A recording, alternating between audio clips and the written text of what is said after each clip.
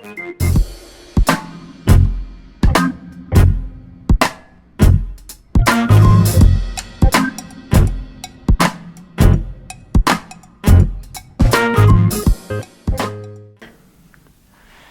this is the fleet going into 2020.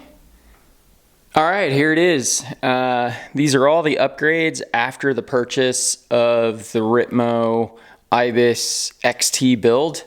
I actually ended up upgrading to Axis after a few challenges with just gearing in general. I felt that I just needed a couple extra gears. And hopefully some of you are just saying, hey, yo, you should just work out more. That's probably the case. But in the meantime, I just didn't want to walk. So having a couple extra gears really made a big difference. And if I was going to make the investment in the drivetrain, why not put on something that's a little bit different? What else did I do? New seat post since the original bike yoke. During a outing in Sedona, the bike yoke oil seal failed, and I filled the bottom bracket chamber in here full oil, which was unfortunate. And the guys at the shop, which was great, were able to hook me up with a new seat post and a new seat, which is pretty awesome. The other upgrade that I did was I got a little computer. Axis had a little beta program to keep track of all your gearing and so forth on the Axis, and so I thought, hey, might as well upgrade to that and see what happens. Also ended up getting a wolf tooth dropper lever, which I didn't have before. I just had the regular bike yoke lever. Little new bell. Also had to get one of those when I was out on a trip because the one that I originally had broke. What else did we do? I broke the XT pedals that I'd originally had on here, which had been around for a while. Upgraded the XTR pedals. Hopefully these trail pedals can hold up a little bit longer than those XTs. I did have the rear and the front shocks serviced. Had about, I don't know, a little over 100 hours on the bike so far. Good guys over at Cal Coast sent everything back, got me back up and running in less than a couple weeks, which was great. What else did I do? These wheels weren't on the original build. I actually had two sets of wheels. These are kind of the premium wheels that I had built up. These are the Industry i9s with the Hydro hub. Definitely a pretty sick set of wheels. These things are holding up like rock stars. Yeah, and so what I'm going to do is I'll probably post this quick little update video in the Quiver build category playlist on our channel. Hopefully get an update on kind of what's going on. The other thing I did is I have one ceramic and one metallic pad in here. I was just totally locking up too quick. Running two separate pads gives you a little bit more modulation on braking power. And I think that's about it.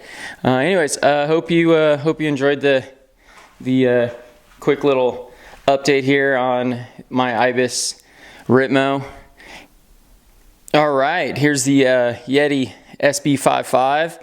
Wanted to give a rundown after about a year on the trails, what changes I made, upgrades that I made, just so that I can keep my Quiver profile up to date. All right, so I threw on a new front reserve rim, wider profile.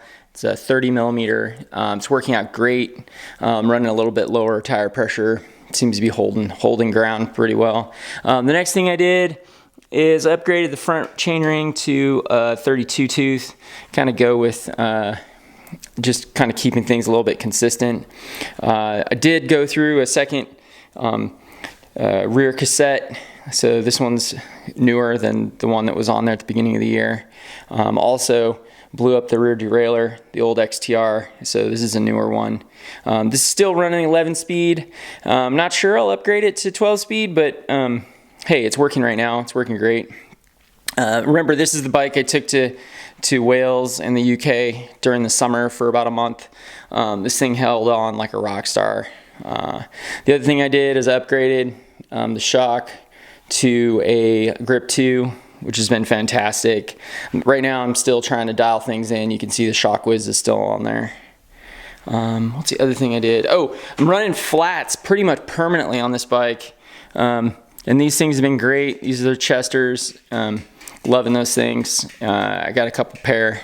And remember, this is my workhorse. This is the bike I usually ride for all my clinics. So you'll probably see me on this during class for the most part. Have gone through a set of rotors. This is the second set of rotors. Had some issues with some brake pad rub and things that I couldn't really get rid of. Oh, I also upgraded the sensors to the Garmin Speed and Cadence Sensor 2s. Was able to get those over at MTBCornering. Those guys just started carrying my class, so if you're interested in the class, you buy an electric bike. Those guys are totally hooking you up. They'll offer you some pretty sweet discounts on some of my courses. So if you're looking to buy an electric bike and wanting to buy if you want to buy an electric bike in San Diego, go to MTBCornering and ask them about discounts on my courses. What else? Oh, I'm not sure this was on there at the beginning of the year. This is the 1UP carbon fiber brake or dropper post lever. It's pretty sweet. Also switched to black grips. These things have been great. They're the same as on all my bikes right now. I'm running the exact same on all bikes. I really like this little lip here. And I think that's it. Not much happening here. Coming up due for total rebuild on the forks. So hopefully I can get that done in the next couple months. And what else? Oh, the Infinity switch has been holding up great. Some of you guys were kind of mentioning, hey, be careful, that thing, you need to make sure to keep it full of grease, and I've been doing that, especially after some of those bigger sandy rides. And I think that's about it. Anyways, that's the SB55 2019 update on the Quiver.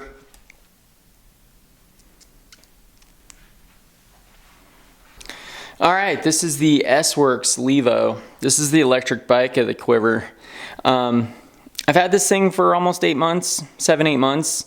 You know, the only thing I've done is I've had a really hard time just determining which pedals I want to run on this thing. Right now, these things are crushing it. Really need something super beefy that can take some damage. You can see here how these pedals are really taking some hits. Also, these crank arms, look at this, getting beat up, but I'm really liking this bike. And so the only real thing I did is I was having some issues with these tires, and basically what's been happening is if I run the Butchers on the back, they're basically flat. Like I come into a rock garden, the sidewalls of these things just blow up. You usually end up with just a straight line right across here. And so after a few of those, I switched over back to my trusted Maxxis. I'm running the Minion DH2s in the back. I have another Minion DH2 ready to go for the front. Just haven't put that thing on yet. I'll probably do that this week. So anyways, outside of stock, the only thing I've done is switch the rear tire. I've got probably 30 hours on this thing, and it's just handling everything. I haven't had to do really anything at all. I did switch the grips. You guys know I'm a big fan of these things, and I love consistency across bikes. Yeah, so I haven't done anything at all to this thing. Pedals, grips, tires. All right, here's the lineup. An Ibis Ritmo with Axis and all my comfort features ready to go. Definitely looking good. 2017-18 model Yeti SB55. Definitely a beast. The S-Works Specialized Levo 2019. Just a monster. And this is the fleet going into 2020.